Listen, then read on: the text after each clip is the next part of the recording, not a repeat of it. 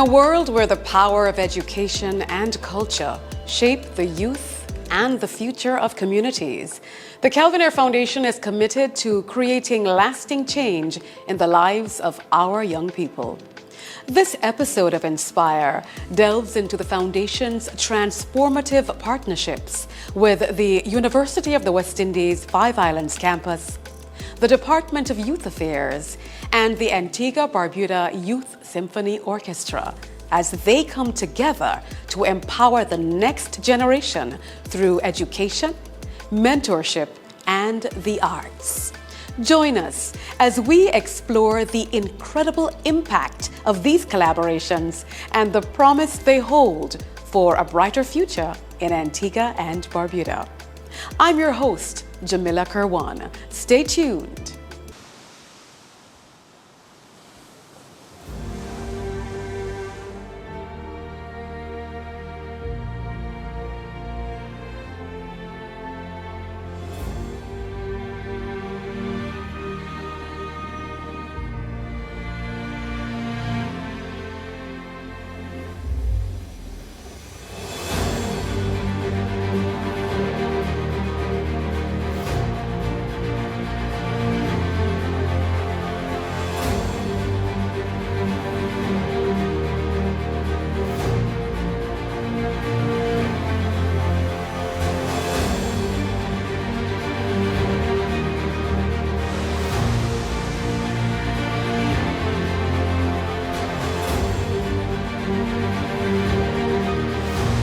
Discover the Caribbean from a new perspective with Calvin Ayre Helicopters.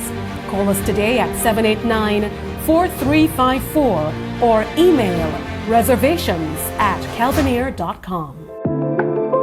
In the community of Five Islands sits an educational institution, the very first of its kind in Antigua and Barbuda. This is the University of the West Indies Five Islands campus, Antigua's first university campus and a proud feat for the island.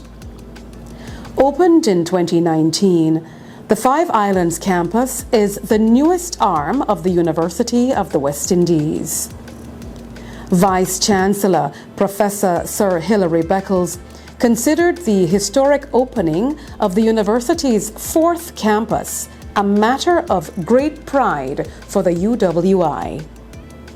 While other UWI campuses have served the wider Caribbean for decades, many students from smaller island states found the cost of relocation and tuition to be prohibitive, and so this campus was created to fill a long-standing educational gap in the OECS.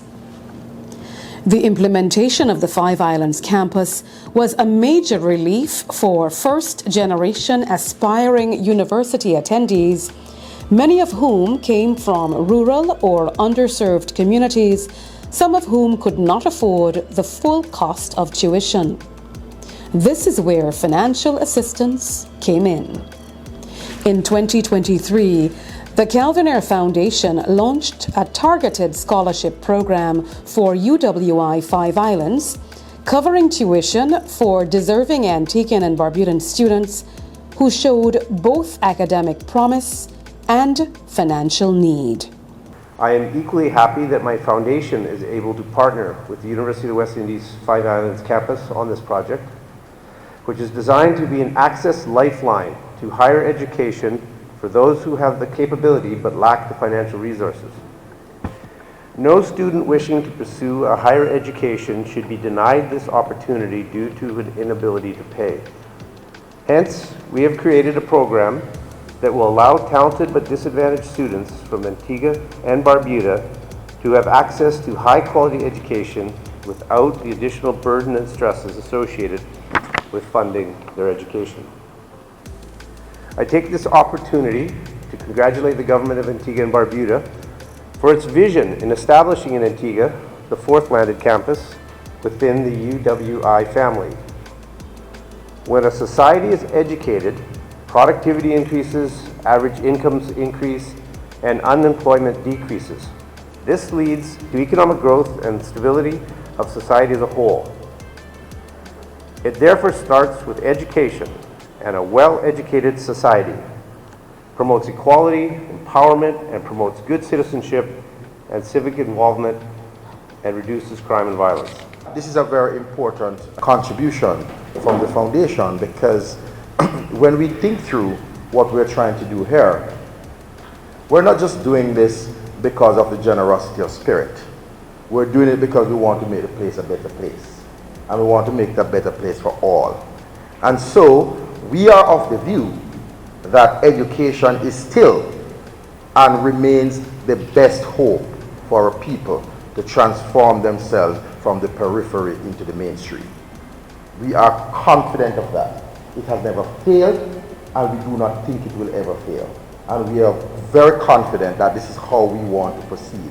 And that is why this institutional architecture, the Five Islands campus, is so important to the growth and development of not only Antigua and Barbuda, Prime Minister Brown, but the entire OECS region. Because this region, like other developing regions in the world, does have an important deficit in terms of its human capital development. And as a result of that, we're only going to correct that deficit through the production of institutions like these, and institutions that can last for a long time to come. We're very pleased and happy that we were able to partner with the foundation, and we will be making sure that the foundation gets value for money, but most importantly, the Antigua and Barbuda society gets value from this investment in the UWI today.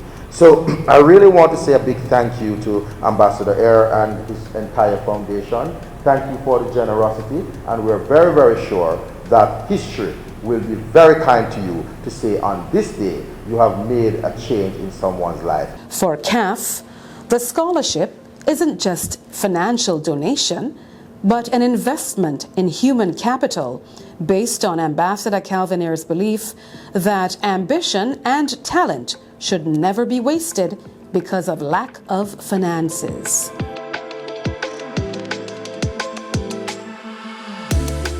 I'm InspAyre Henry, and I recently graduated University of the West Indies Five Islands campus.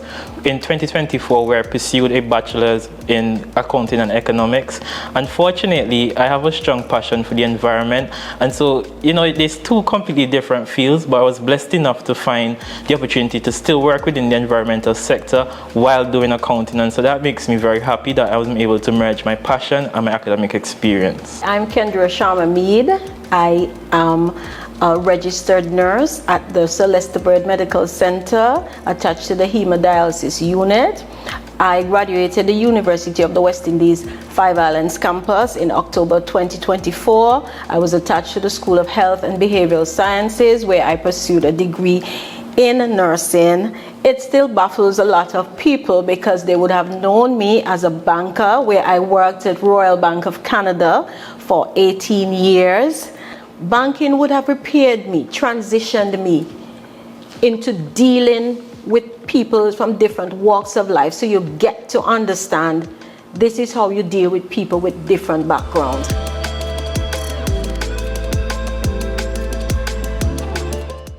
Originally, when I completed my studies at the Antigua State College, I honestly wanted that opportunity to travel abroad and to experience university, because when I had some friends who finished before me and they told me, hey, life is overseas when you travel for university, I was so excited to do that.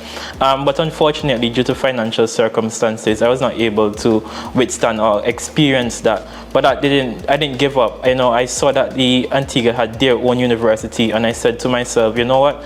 I still have a chance to obtain my bachelor's degree here locally, and I looked into the opportunity, I applied, and I was successful. And so I went to the Five Islands campus and I told myself, hey, you're going to make this experience worth it, and you're going to make the best life that you can live. And I really stick to that goal. You know, when I first started UE, it was very interesting because, of course, it was an opportunity to meet persons from all over. You know, they had persons from different age group within your class. You have persons from different experiences, different background. And then we had the ability to connect with each other. And what I really was so grateful for at university was our lecturers, because we had lecturers who lived locally, who experienced so much, lecturers who serve in different capacity in Antigua and Barbuda, that I was able to learn from them, connect to them, speak to them and say, hey, I want to learn, I want to advance, I want to be better, and I want to make this experience here in Antigua and Barbuda worth it. And I think at the end, I'm very happy because throughout my time I served on the guild. You know, I did my endeavor best to advance the campus, and right now the campus is one that anybody should take that opportunity to be a part of, because if you look at when we joined as COVID babies to what the campus is now, it's remarkable. And I'm so happy that I have the opportunity to say, hey, I'm a frigate bird. I went to university in Antigua and Barbuda. I graduated as a UE 5 Islands campus graduate. It's something that I feel so proud of, and I'm so happy that life went the way it went, because now I have something that, you know, I can share with others. I can motivate other young people who may believe that, hey, the only way they can get a degree is to travel abroad. No, we have it right here, we have it now. For me, it was great to be able to obtain my degree here. I did a stint at Jules Beautiful Blooms. My boss, Julie Sebastian, she would have conditioned me and prepared me. You know, she said, this is a flower shop, but here is a place where we extend love, and you learn the words to speak. You learn words of sympathy and you learn words of empathy. And I think all of this would have positioned me for the role that I have now in nursing, because you see, nursing is a diversified field. When you listen to other nurses and you hear them talk about some of the things they've experienced in healthcare, I would have quit. But God held me, prepared me through banking, transitioned me into the flowers business, learning the empathy. All of this while the university was being prepared to come here. So to know that I can stay right here and do it, because I have a family, I have a husband, I have 3 children. One of my children is special needs. When you think about you're gonna have to leave, who's gonna take my children? And me personally, I don't go places without my children. If I'm moving, we're moving together. When Kenja was speaking about the benefits of having the campus in Antigua and Barbuda, I had the opportunity to sit and reflect on the fact that while doing my bachelor's degree, I also serve as the youth ambassador for Antigua and Barbuda. And that provided me a unique opportunity, being here in Antigua and Barbuda studying while doing my degree. And I was able to reflect and tell myself, what if I had left? You know, where would I be now? I don't think I would be in such a position that I am now, because while studying, while doing my degree in Antigua and Barbuda, I was able to represent the country on so many different capacities. I was able to travel abroad. I was able to speak to so many dignitaries. At the end, I still graduated within first class honors, but I also had the opportunity to engage with so many different peoples across the world. And if I did not study in Antigua and Barbuda, I don't think that would be possible at all.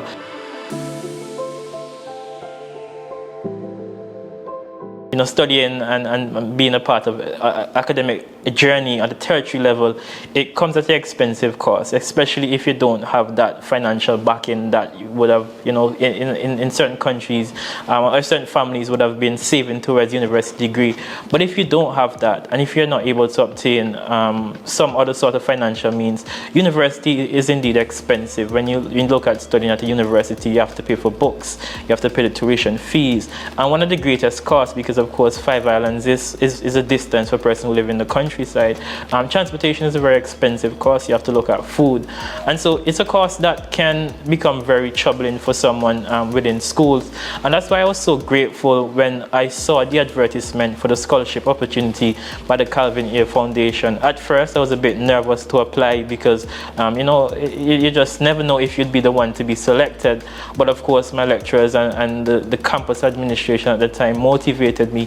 They saw potential within me and they said, hey, you should definitely give your best foot forward. And so I applied, and later on I found out I was successful, and I was so grateful because that scholarship provided me a chance to ease my mind, to not worry about obtaining finances to finish my degree, to not worry about how I'm going to get to campus tomorrow, to not worry about what kind of food I would eat. And so I was so grateful that I received the scholarship, because I was able to focus more on my academics and to focus on contributing and being a part of the campus life. And I don't think without the scholarship I would be able to do so many things, and for that reason I'm super grateful. For me, it was a tremendous help, because here it is, my husband, he's the only one that's providing for our family, paying the bills, all of that, running his business as well. I remember when I started, I paid 1/2 of school fee. Tuition for a year is $5,000. Started in 2020, I paid $2,500. Remember, I went across the administration one day and the lady said, "It don't matter if you don't apply to your school, apply. You don't know if you're going to get through or not." And you know, I'm thankful that UWI's application is not no long, hard, nothing. It's just a little paper with your, your name, your demographics, your how much money you need for your program, and and just you get your references. When I saw the ad for the Calvin Ayre, I just pulled up my old applications from the others and I put it in, and here it is. I was successful. And I remember I encouraged one classmate to do it, and she got through. And she said, "Kendra, you don't know the weight this thing took off of me now, because I'm helping my family, working, but I still have to help my mom, and it meant a lot to her." As you'll see, the students supported by this scholarship are studying everything from business and economics to data science, nursing, education, and public policy. Through partnerships with governments, regional organizations, and philanthropic foundations like the Calvin Ayre Foundation, UWIFIC has helped remove financial barriers and opened new doors for hundreds of young people across the OECS. This is the story of how the Calvin Ayre Foundation saw the vision of the Department of Youth Affairs and how they joined hands to help young people of Antigua and Barbuda step into their future with confidence. Sometimes the reason why many persons do not progress, and when I say progress on an entrepreneurial level, it is because they are reluctant or cannot. They don't possess the what? The knowledge how to identify an opportunity. So let's go back. So it's the creation of new organizations. But we also have added things, the recognition and exploitation of opportunities. You're going to take advantage of these opportunities. And then you're going to convert these ideas into what? Into what? Innovations. So it's one thing to have an idea. Many persons had an idea, especially when it came to Facebook, etc. But it is your ability to convert that idea into what? Innovation. Creating something new or just building upon something that already exists. The Department of Youth Affairs plays a critical role in ensuring that the country's youth are empowered through programs created specifically for them. Operating under the Ministry of Education, Sports and Creative Industries, the Department of Youth Affairs is the government's lead agency responsible for youth development policy and programming. Its work centers on one key belief: that young people must be active participants in shaping the future of their communities and their country. The department's official mandate is to promote the development of youth by equipping them with the knowledge, values, and skills necessary to create a future for themselves and contribute meaningfully to society. In 2024, when the Department of Youth Affairs approached the Calvin Ayre Foundation about their 6-week Entrepreneurship EDGE program, CAF immediately signed to the vision, as the benefits and the rewards for young people were clear. The program was designed to prepare youth participants with practical training, mentorship, and strategies toward their goal of entrepreneurship. Programs and partnerships like these are successful when institutions invest in futures and when a nation believes in its own.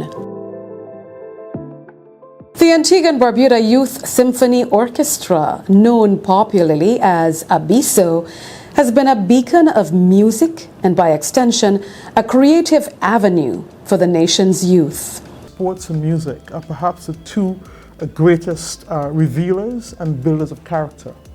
And when we look around society where a lot of the news is about underachievement and poor behavior by our young people, we need to create programs that allow them to discover a new sense of identity and to apply that to their everyday lives. And so what we have seen, and invariably, are people who have found within the orchestra the amazing power of music to soothe them while they deal with the death of a parent, or they deal with neglect from family members, or they deal with just frustration at school. They find this family in the orchestra that supports them in every aspect of their lives in ways that they didn't know. We speak about academic performance. With orchestra, you can't turn up on a Tuesday just for the rehearsal, put your instrument down and turn up next week Tuesday for the next rehearsal. It doesn't work that way. You have to put in daily practice. And the tutors know when you don't practice. And so the discipline of how you actually are part of a team is inculcated and developed in these young people. Since it began, ABYSO has nurtured local talent by providing access to classical music in the Caribbean. From instruments such as the oboe, viola, cello, and double bass, these young musicians are not only introduced to these musical instruments, but to worlds beyond the borders of Antigua and Barbuda. The people they meet along the journey inspire them to yearn and dream for more. But dreams like these need champions. Enter the Calvin Ayre Foundation, dedicated to health, education, and community development. The foundation saw ABYSO's work as not just a program, but a movement. For the past few years, the Calvin Ayre Foundation has empowered ABYSO with critical funding, which has allowed them to provide the needed resources and international mentorship to grow and thrive. This is most evident in ABYSO's annual production, Playing to Inspire. CAF's support has helped transform ABYSO into a regional model for youth empowerment through the arts. For these young Antiguan and Barbudan musicians, ABYSO is more than just music. It's confidence, it's discipline, it's a passport to opportunity. Together, ABYSO and the Calvin Ayre Foundation are proving that when talent is met with opportunity, lives are transformed and dreams are realized. Stay tuned. InspAyre will be right back.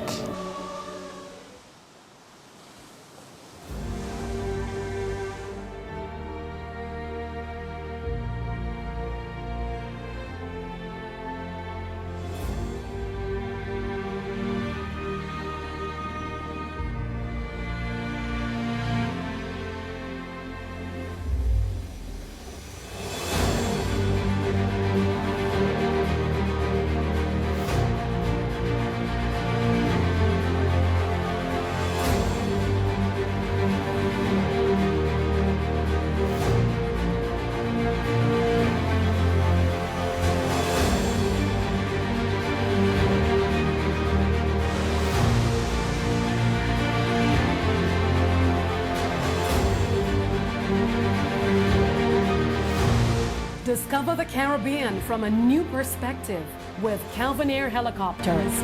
Call us today at 789-4354 or email reservations@calvinayre.com.